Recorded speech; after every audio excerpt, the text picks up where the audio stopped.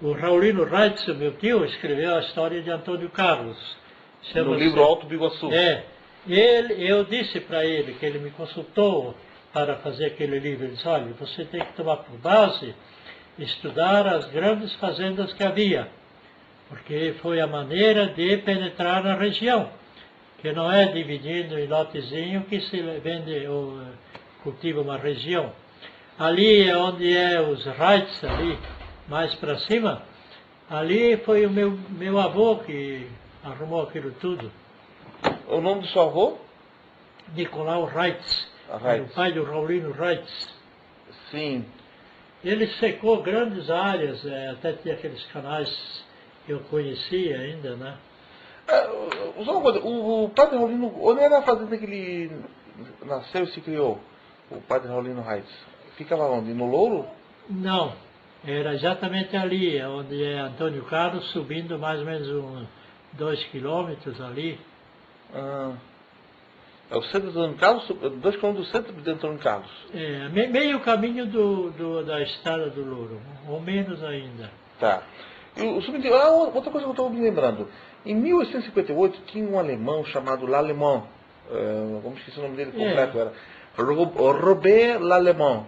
Era um médico no Rio de Janeiro, e ele era dado a viagens. Então ele fez uma viagem do Rio Grande do Sul, pegou um vapor, foi até Laguna, se não me engano, depois ele foi para Esterro, e ele pegava um cavalo, uma mula e andava para tudo que era lado. Então ele escreveu um livro da viagem dele. Ele fez, se existisse... O Raulino cita esse tema. Só que o alemão não é alemão. Ele é da onde? É um nome assim, tipo francês, não é? Não, mas ele é nessa Ou da França, ou qualquer lugar. Poderia ser da Alemanha também, claro. Não, ele é alemão, é de uma família huguenote. Os huguenotas. Os huguenotas. Ali é um grupo de uma outra religião. Não, porque o detalhe é o seguinte, ele esteve em Biguaçu. Aí ele teve uma pousada, né? Ele pousou numa fazenda da região. Eu esqueci até o nome do fazendeiro. É logo do outro lado da ponte. Onde ele falou assim, Morro da Boa Vista. O nome do morro, né? Onde ficava essa fazenda. Mas Boa Vista não é aquele morro na frente de Biguaçu? Onde é que ficava esse Morro da Boa Vista? Olha, antigamente se chamava de Boa Vista em muitos lugares. Tá. Mas o Morro da Boa Vista... Onde que ele ficou hospedado e ele contou a história? Acima de São Pedro de Alcântara, parece. Não, nem fica em Antônio Carlos hoje? Olha, eu não estou bem lembrado desse momento, mas ele vem vindo de São Pedro, ele desce ali, de Antônio Carlos, e visita alguém ali, logo naquela ponte, não tem a ponte da estrada que vai para o Rochadel? Naquela região ali, já é do perímetro urbano. Aí ele ficou hospedado na casa de uma família brasileira. Essa família ali, eu tenho a biografia dele. Está no livro Alto Biguaçu.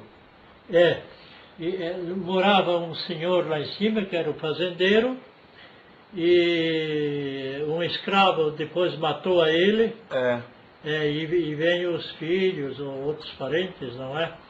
E ele visitou exatamente ali, e dali ele circulou mais. Ali já começa o perímetro urbano de Antônio Carlos. Agora, por que é que tem o nome de Antônio Carlos? Por causa daquele... Não...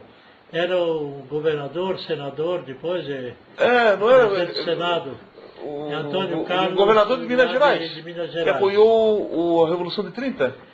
Porque em 1930, 2 partidos lá se distanciaram um do outro. Lá no Louro, isso é no começo lá do Louro, de Santa Maria ali, morava o Leopoldo Português, Leopoldo Freiberger. Por que Leopoldo Português? Porque ele sabia falar português.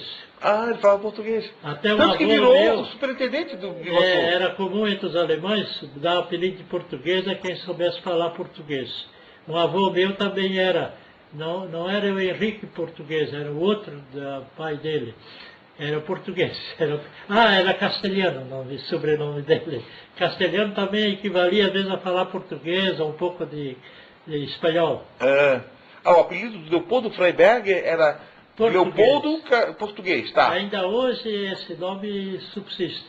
Então lá era o governo anterior, Adolfo Konder. E cá embaixo, na vila atual, era o Partido Liberal, getulista. Esses de cá, por exemplo, Pedro, não me lembro agora o sobrenome, Hoffmann, e outros, e Coelhos. Estes eram do grupo getulista. Então a presença dos getulistas cá e a presença dos outros lá mais em cima, onde era a sede, até aí, influenciou a mudança da sede do Leopoldo português até a sede atual. É claro que, caindo o governo Getúlio, isso podia ser questionado, mas a sede atual não é só por causa dos políticos da época, é uma convicção assim baseada na situação ecológica. A sede hoje de Antônio Carlos é melhor? É melhor que a outra que era mais para cima. E por que deram o nome de Antônio Carlos? Quem teve essa ideia de dar o nome de Antônio Carlos? É exatamente esses políticos.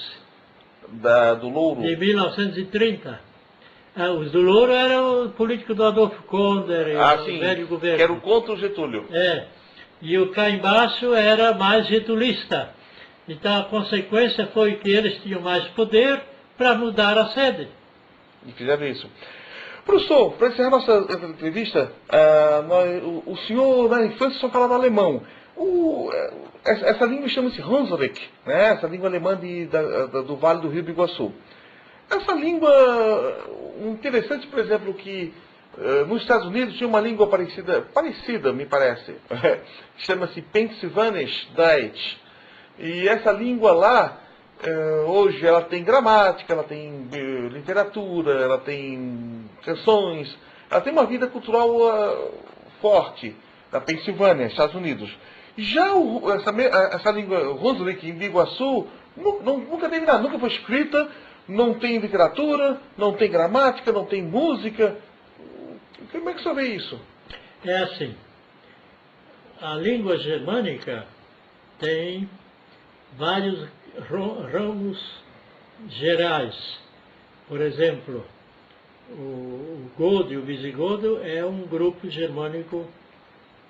Depois, na Alemanha, havia dois outros. Chama-se o germânico moderno e o germânico antigo. O germânico antigo é Holanda e Inglaterra.